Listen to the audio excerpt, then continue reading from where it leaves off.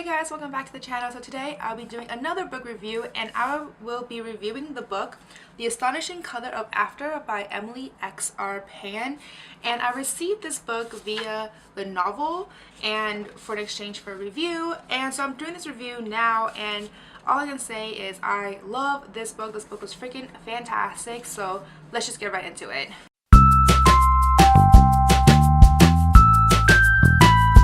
So I had actually read this book during my 24 and 48 readathon challenge. For more information, I will include a video link above to let you guys know what the readathon was about, how I did, etc.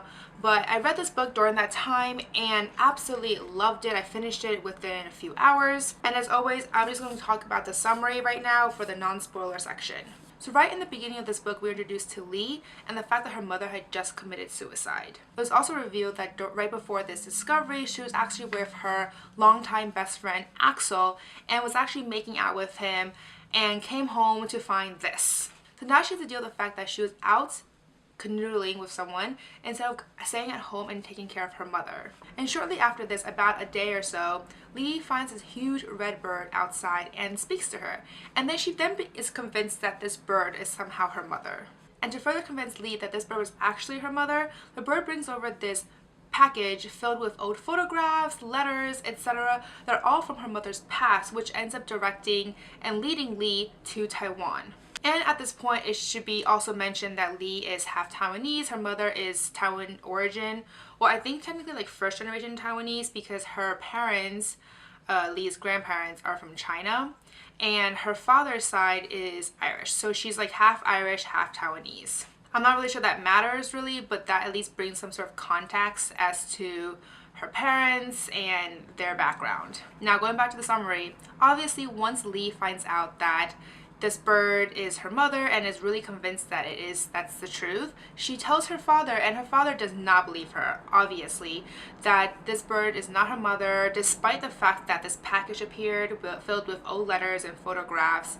But then something shortly happens after that that convinces him that, okay, you know what, maybe this is the truth, I'm not sure, but they decide to go to Taiwan together. And this is when Lee meets her grandparents from her mother's side for the first time ever. And despite the language barrier, because at this point Lee barely speaks any Mandarin, she speaks very basic and she hasn't spoken any in a very long time. So despite the language barrier, she still tries to communicate with them to the best of her ability. And sometime during her trip there, she finds this drawer filled with some incense, some bizarre matches, some feathers, and other relics from the past. And then somehow she finds herself transported to a journey to the past every single night, or pretty much every single night. And on these journeys, she finds more about her mother and her mother's past, and what really happened between her mother and her parents, and why this divide and miscommunication and division between the two. And during this journey and her trip to Taiwan, she somehow realizes, or at least she allows to admit to herself, that her mother has actually been sick for a very, very long time. And as each journey and secret of her own past as well as her mother's past is revealed, she finally realizes what she needs to remember. And her own relationship with Axel, who has been her best friend since forever, is slowly starting to come to light, and she's starting to realize what really happened and how they went from best friends to becoming kind of distant to becoming ultimately something more. And as the story progresses, Lee is learning more about her mother's past, her grandmother's past, and her own past. And in the meantime, she's also trying to figure out what she wants to do with her own life, and if art, which is something that her biggest hobby at this point, is something that she really wants to do for the rest of her life. So that's essentially what this book is about. My short review on this is that I love this book. I thought it was extremely breathtaking. The writing style, the imagery, everything just really allowed me to it was as if I was there myself. Plus the way how the author wove like the reality and the magical element made it very, very spellbinding. And this book brought so many emotions to me. There were lots of times when I found myself laughing and crying. Well, not really crying because I don't really cry when reading, but I felt myself kind of like tearing up, if you know, a little bit. And for me, that's a lot.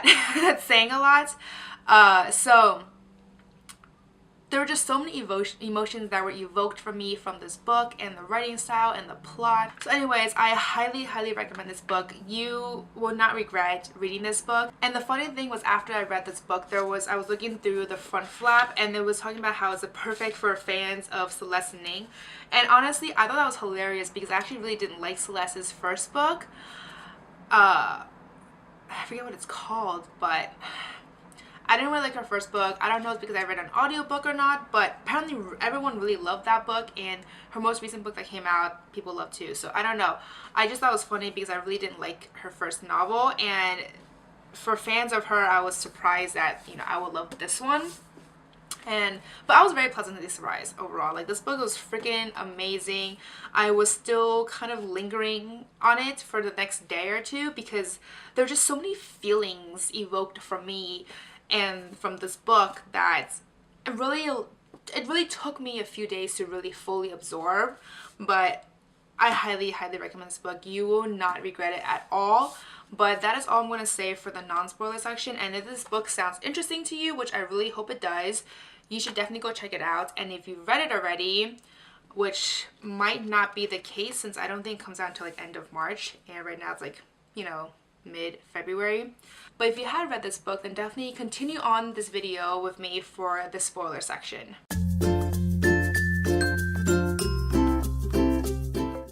This book was so good. I loved it. I completely 5 stars, which is kind of rare for me, to be honest. I usually give like 3 or 4 stars, but this book definitely deserves a 5 star, and it's so good. The characters were amazing. I love the character development for Lee as she navigated the aftermath of her mother's death and now trying to struggle with what to do with her future. So that's why I really like the character development, because the fact that, you know, Lee finds out that her mother committed suicide and then finds out all these like deep dark secrets that her mother was harboring, and like the reason why she was wasn't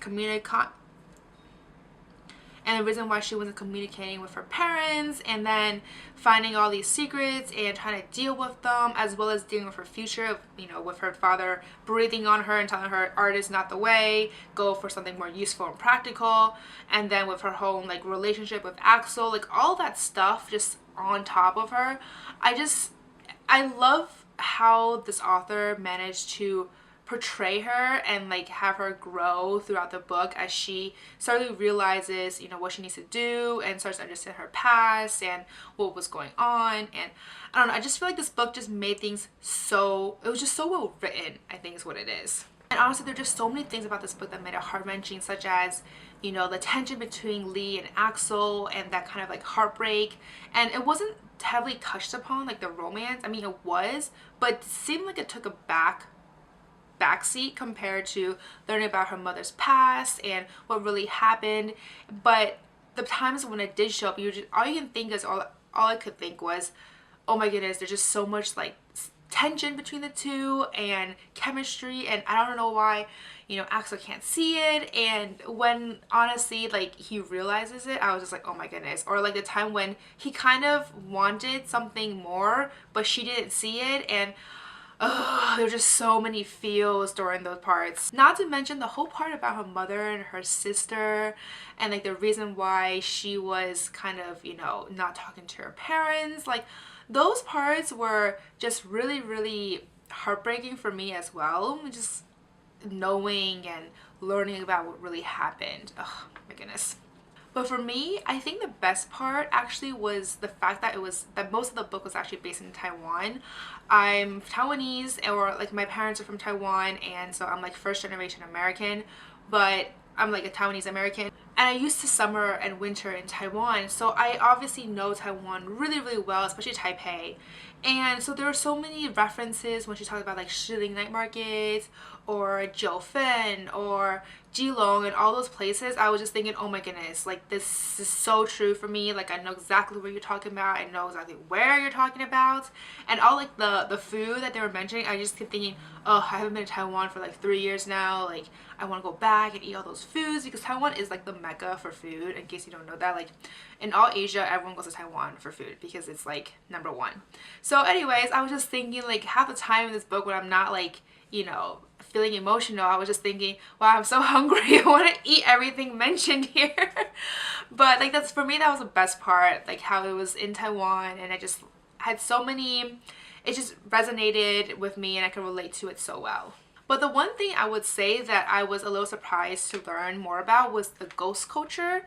I don't really know too much about it, especially in the Taiwan you know, culture or whatnot, because my parents are Christian and my family is Christian, and so I grew up with very, you know, typical Christian family values and traditions that the ghost culture just I never really touched on it at all. So it was really interesting and unique for me to read about it, and how there's like an afterlife, and how, you know, there's that red bird and what it symbolizes, and how there's like a ghost month, which I didn't even know existed until I read this book. Actually, I don't even know if it's actually a legit thing or not. I didn't look that up.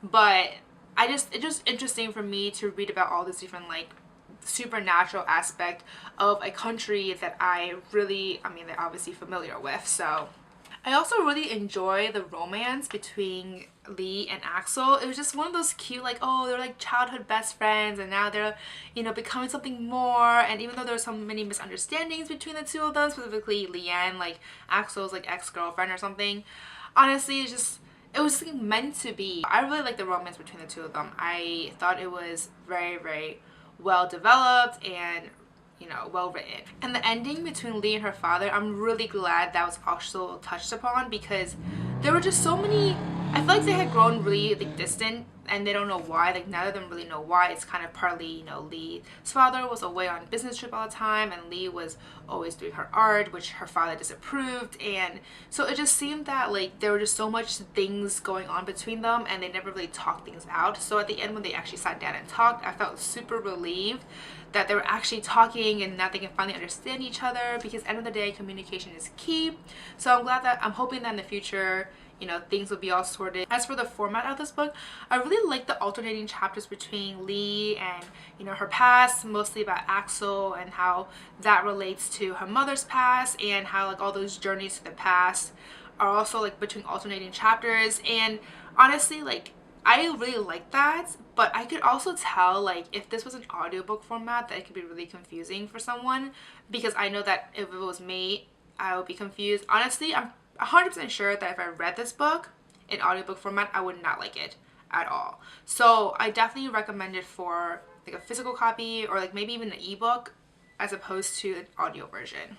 End of the day, I really, really enjoyed this book. Cannot recommend this highly enough. I think this was fantastic. Also, side note, this is signed. I didn't realize that until after I read this book, but it's signed here. And I think they're actually doing, for those who are in New York, they're doing some sort of event on the 17th at the New York Public Library. I'm not so sure on the details. I'm sure you can like look that up or something, but I know that she will be there because I follow her on Instagram and she mentioned it. So for those who want to meet her or something, definitely go check it out. Check out the event. I unfortunately cannot go because I am doing something at that time, but I don't know, this book, so many feelings. Definitely like it. It's definitely going to be a book on my shelf for a very long time. So anyway, that's all I have to say for this book. If you like this review, please give me a thumbs up and subscribe down below. Don't forget to follow me on Facebook, Instagram, and Twitter. But that's it. Thank you guys. Bye.